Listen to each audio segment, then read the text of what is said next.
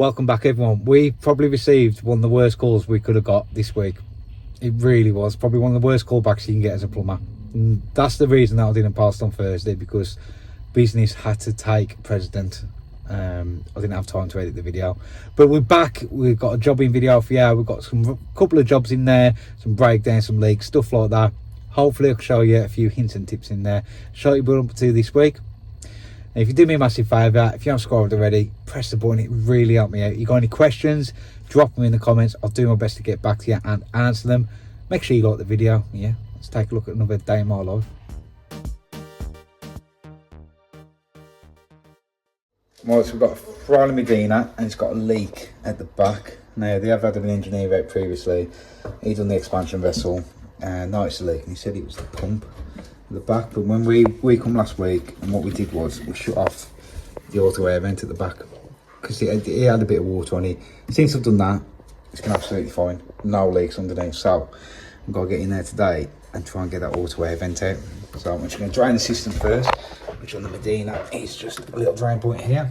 Then just twist it, and it'll open up near enough full bore into there. So yeah, get that drain down and see about getting that auto air vent out. One thing I always do on breakdowns is always check the expansion. If I'm draining the boiler, I'll just quickly put my foot pump on just to make sure that the expansion's okay, which is fine. And I'll never turn off the isolation valves ever, because on some boilers they can leak, cause you no end problem. So I'll drain off, stay open. No, that's fine. Get you off. What you gotta do, if I zoom in, see that clip there? You gotta try and get that. So what I've did is I've got my bent nail pliers in there, pulled it out. Now I've just got a screwdriver behind there just to prise it out, because it's been leaking that long. It's stiff as anything. So a lot of swear words later, that clip, I managed to get it out. Let's see, it's all corroded. So yeah, let's get, I mean, look at that, look at the design of that. There's a pipe right in the way. Absolutely brilliant, well done Ferrolli. So yeah, just got to get in there now and try and get this on there. So I managed to get my grips in. There you go. That's got it out. I'm going to get a bit of glugging off that. So let me get this out and see what type of auto air vent it is. Oh, I'm just going to get my hand in there. Come on. I've got to get a new one in, yeah. Try my right hand. Try my right hand. There we go. Here we go. Oh my god, that's all the rubbish design. That looks like a violent to me. That is glugging a lot though. I need to get this back in. Hold on. Let me just block that up. Alright, stop that going. That looks like a Valent. I do carry Worcester and Valent auto air vents on my van. Auto air vents from Universal. Like, I think I looked up this one for this heat line and they wanted 50 quid for it. Valent was like a tenner, so I'm pretty sure the Valent one fit was going to get it. There you go, that's the Valent one. Part number if you want it, it's that. Just stands with my finger card. That looks exactly the same to me, so let's get some silicone grease on there and get that one in. It's ready to go. Let's take this back out. I'll probably start plugging again. So if you do get one where it starts plugging, whatever part you just get, just put it back in, it'll stop it from plugging. That's the old one, that's the new one. Yeah, that'll be fine, that will. That should work fine. It's a little bit different on design, but the actual size and everything is the same, so that'll be fine, that will. Absolutely fine. Just gotta get that in and push it down. Actually, what's missing off there? The O-ring. It's a good job I noticed that. Oh my god, this is... You just cannot get your hand in there.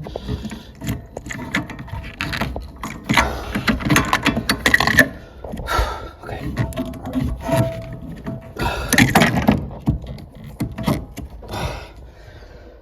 There we go.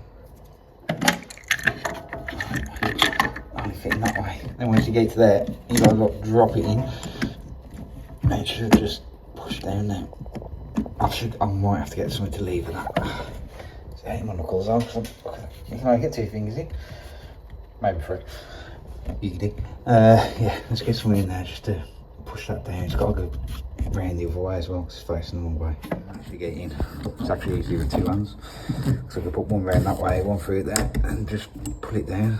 The hard part now is trying to get that clip line back up. There we go.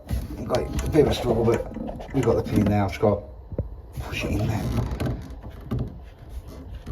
I can't do it one-handed, but basically with the pin, you see it's bent out. So what you have to do is put in the long side first, just like that, then push against that side so it brings it in and square. And so you get the pin in. See, I'm gonna have to have 2 hands in there just to push that pin in. Happy that's in now. We've got to manage to get the pin in. Happy days. Close you up. It's just anti-clockwise to open it. Clockwise to close. They're closed. Yeah. So it's like a quarter turn as well on them. That's closed. Let's see if this auto event works. So let's get some water in.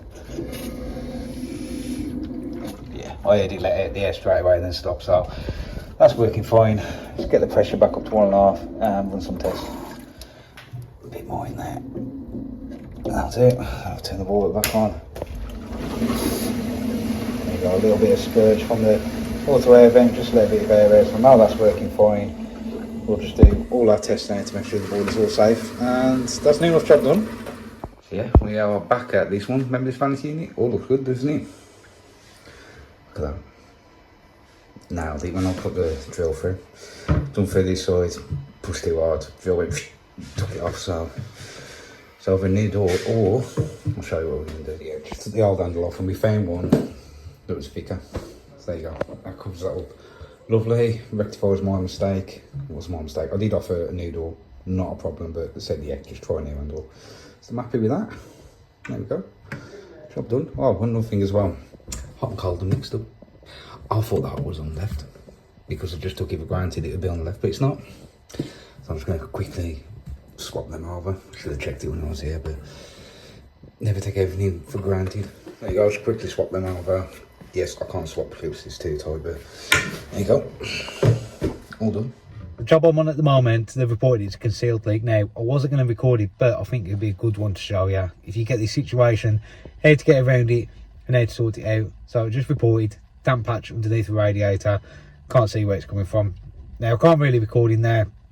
There's a lot going on. TV's blaring. There's an ace full, so I'll just do a voiceover, but I'll film how I do this repair. So we've had to make a bit of access by cutting the skirting board out. It's got a leak on this soldered elbow here, right on the bottom of the system.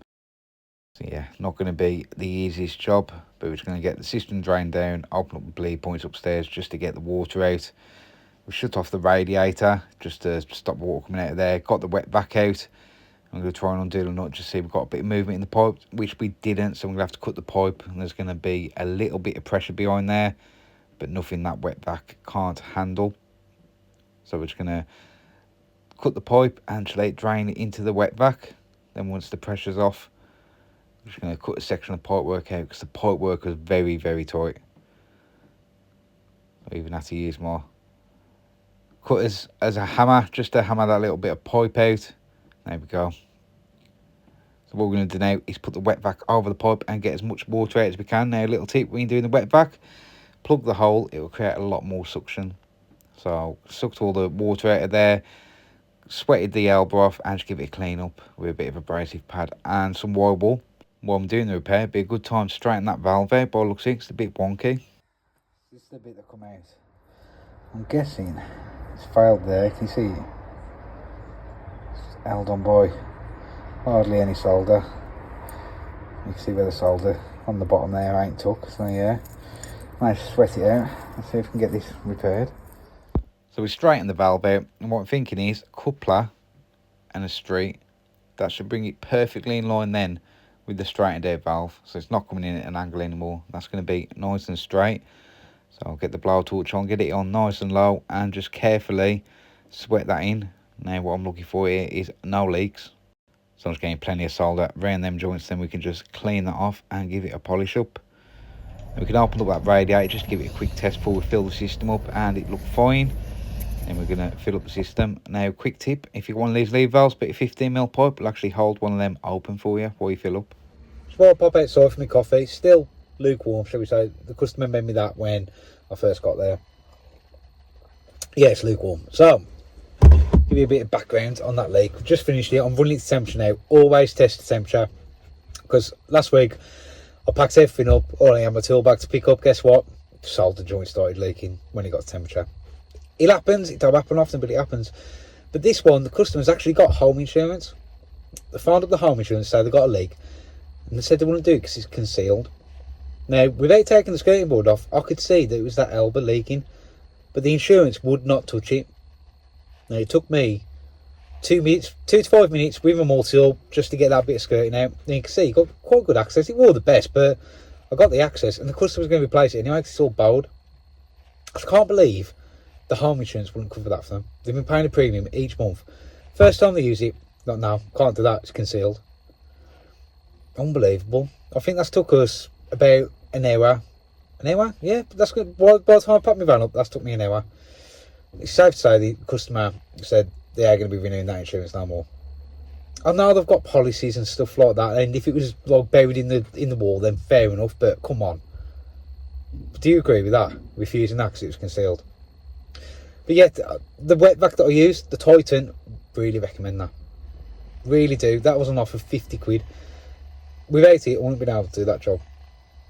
Get the water out of the pipe, sweat it off. No way. Not without that wet vac. So yeah, that wet vac, highly recommended. But yeah, just going to finish my coffee and pack up and done. Sound. And this was what the repair looked like once we'd finished and tied everything up. Someone asked in the comments for a put hive on a combi. Let me show you how to do it on this one. First of all, go and plug your hook in. Right, so power it off. Now you want to get the fuse out and do your dead checks. Make sure everything's dead. Is that 3 amp? Yes. Yeah, get that fuse out, I'll do it. There we go. We've got it out. And these ESIs, just 2 screws, undo them and that will pull off. Them 2 undone. There we go. So on this one we've got neutral, live and 2 switches there. Let's get them out. What I'd recommend is take a photo before you start putting wires out, but let's get these out. There we go. Get that back plate off, which is wonky. A new receiver, just 2 screws, undo them, and you get that back plate, and that'll fit there, like that. So, neutral on the left, live next to it, and earth down here. So I'll just get them in first. Then 1 is your common, 3 is your switch, and this is a 24 volt logic. So we're just going to put the bridge caps in between 1 and 3, and that should be all wired up done. There we go.